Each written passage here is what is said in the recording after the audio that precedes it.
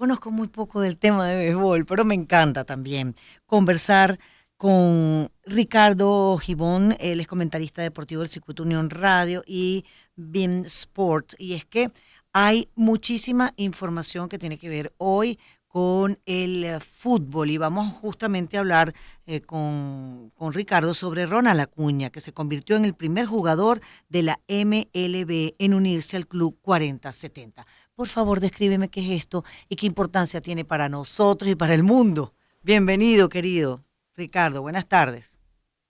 Muchísimas gracias, gracias por la invitación y sí, de verdad que muy contentos por esta actuación, Alba, de Ronald Acuña, que se convirtió en el primer pelotero en la historia de las grandes Es ligas. béisbol, ojo, que me confundí, dije fútbol. Disculpen.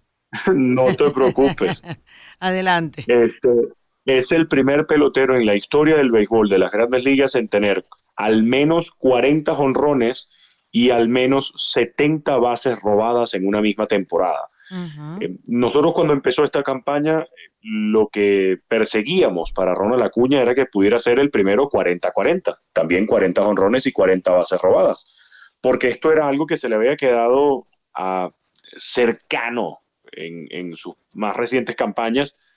De hecho, cuando Ronald debutó, quedó a dos estafadas de lograr ser el quinto jugador en la historia con 40 y 40, luego de que lo hicieran José Canseco, Barry Bonds, Alfonso Soriano y también lo hiciera más recientemente Alex Rodríguez. Sí. Una hazaña como esta, de pertenecer a un grupo tan selecto de 40 honrones y 40 bases robadas, bueno, ya Ronald Acuña no solamente lo consigue, sino que lo deja atrás, porque ayer logró estafar su base robada número 70 y esto es algo que realmente es único en el béisbol, no solamente por lo que amerita conectar 40 jonrones, sino porque también tienes que robarte 70 bases. Sí, Ricardo, es interesante porque yo estaba leyendo justamente que el jardinero venezolano de los Bravos de Atlanta, Acuña, logra esto que tú explicas, 40 honrones y robar 70 bases en una sola temporada. Se hace mucho hincapié en la nota de prensa que estaba leyendo sobre las bases robadas. ¿Hay algo diferente que ha hecho Ronald Acuña con respecto a otros jugadores en el béisbol que llame tanto la atención de la cantidad de bases robadas? O sea, ¿es una hazaña? Sí, es una hazaña primero porque un venezolano no conseguía tantas bases robadas como las que consiguió, que de hecho era el récord para un venezolano. Roger Cedeño en 1999 logró estafar 66. Y también esto ha generado un poco como de dudas quizás o de molestias alrededor de los fanáticos del béisbol, porque no es lo mismo robarte una base esta temporada 2023 a lo que era robarse una temporada antes de esta Ujú. campaña, porque las bases son ahora más grandes. Es Mm. decir, la distancia entre una base y la otra es más pequeña, pero de igual forma, para todas aquellas personas que puedan estar poniendo en tela de juicio una hazaña como esta, igual tienes que tomarle el tiempo a un lanzador. Igual tienes que vencer el disparo de un catcher, donde la pelota siempre va a ir más rápido que un corredor. Y que sí, las bases son más grandes y la distancia es más corta. Sí, los pitchers tienen limitantes para poder virarse o para poder lanzar a las bases, porque también está dentro de los nuevos reglamentos que empezaron a hacerse cargo en el béisbol a partir de esta temporada. Sí es verdad que ahora puede ser más fácil, entre comillas, robarse una base, pero las condiciones están dadas para todos por igual. Y Sí. solamente estamos viendo a Ronald Acuña estafarse 70 bases. Mm. Es algo Mm. único ver a alguien que rompa estos paradigmas y que al mismo tiempo, si fuera tan fácil robarse una base con las nuevas reglas que están en el béisbol, entonces no veríamos solamente a cuatro peloteros que se salen como que de la muestra o que se salen de la curva, que son el caso de Corbin Carroll de los D-backs de Arizona, Ronald Acuña Jr. de los Bravos de Atlanta y Bobby Witt Jr., además de Esteury Ruiz. Son Sí. esos cuatro peloteros los que cuando ves el promedio de bases robadas en las grandes ligas, tú dices, bueno, está alrededor de las 30, 25 bases robadas, pero cuando ves a estos cuatro superhumanos, Mm. ellos son los que supieron hacer las cosas mejor y creo que ahí es donde donde está el mérito para Claro. Ronald Acuña y por supuesto para los Conversamos otros con peloteros. Ricardo Gibón, comentarista deportivo del Circuito Unión Radio. Ricardo, además, la base robada, número 70 de la temporada de Acuña, dicen que fue muy oportuna porque anotaría la carrera ganadora después de que la segunda base, Ozzy Alvis, conectó un sencillo para la victoria de 6-5. O sea que encima de que se robó la base, logró que se conectara la carrera o que se completara la carrera. Exactamente, exactamente. Cuando analizábamos el béisbol en los años anteriores, el toque de pelota, el robo de base, el bateo y corrido, por ejemplo, eran jugadas que prácticamente estaban en extinción.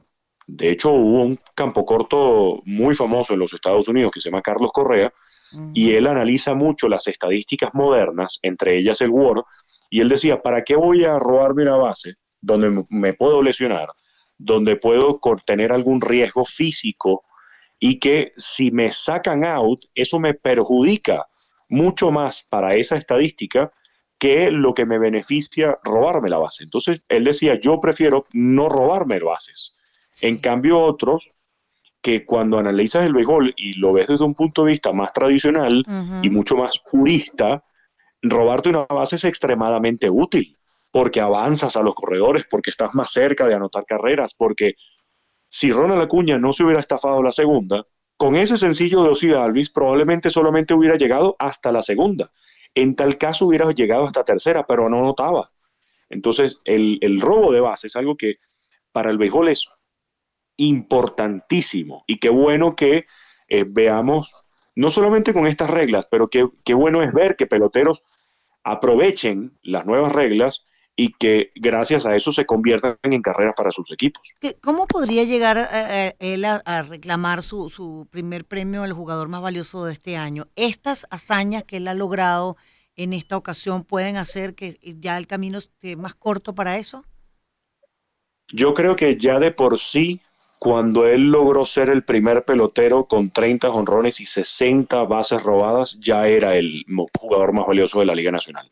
Ujú. Cuando analizamos sus números en general y los comparamos contra sus más, digamos que los más cercanos rivales, Ronald Acuña domina en prácticamente todas las categorías ofensivas. Incluso el rival más cercano que tiene es Mookie Betts, jardinero de los Dodgers de Los Ángeles, y publicó en su cuenta de Twitter, de Instagram, corrijo, el día de hoy, la imagen de Ronald Acuña con el 40 y el 70 y decía, palabras más, palabras menos, espero que reconozcan lo único que es esto en la historia del béisbol. O sea, ya hasta sus compañeros saben que es el MVP de la Liga Nacional. Wow. Bueno, entonces, el jardinero venezolano de los Bravos de Atlanta, Ronald Acuña Jr., Ricardo, es uno de los tantos venezolanos que han tenido un desempeño maravilloso en el béisbol internacional, en el béisbol profesional. Caramba, es impresionante cómo los venezolanos se han destacado, ¿no? En este deporte. Sí, sí, sorprendentemente es nuestra cuna, esto es nuestra marca de fábrica, por así decirlo, en el deporte a nivel Ujú. mundial para nosotros los venezolanos, y es un orgullo ver cómo el pelotero que llega, pelotero que triunfa, en un deporte que es extremadamente difícil. Estamos hablando de que cada equipo de grandes ligas tiene 26 peloteros, Sí. y dentro de las ligas menores, cada equipo de grandes ligas tiene aproximadamente 4 o 5 organizaciones de también 26 peloteros. Es decir, cuando haces la multiplicación, estás hablando de que para llegar a grandes ligas tienes que pasar por una serie de equipos, por una serie de peloteros y finalmente llegar a ser uno de esos 26 en un equipo de grandes ligas que son solamente 30. Y sí se reconoce Las probabilidades son mundialmente, muy pequeñas. sí se reconoce mundialmente a los venezolanos como realmente exitosos en el béisbol. Sí, cómo no, cómo Sí. no.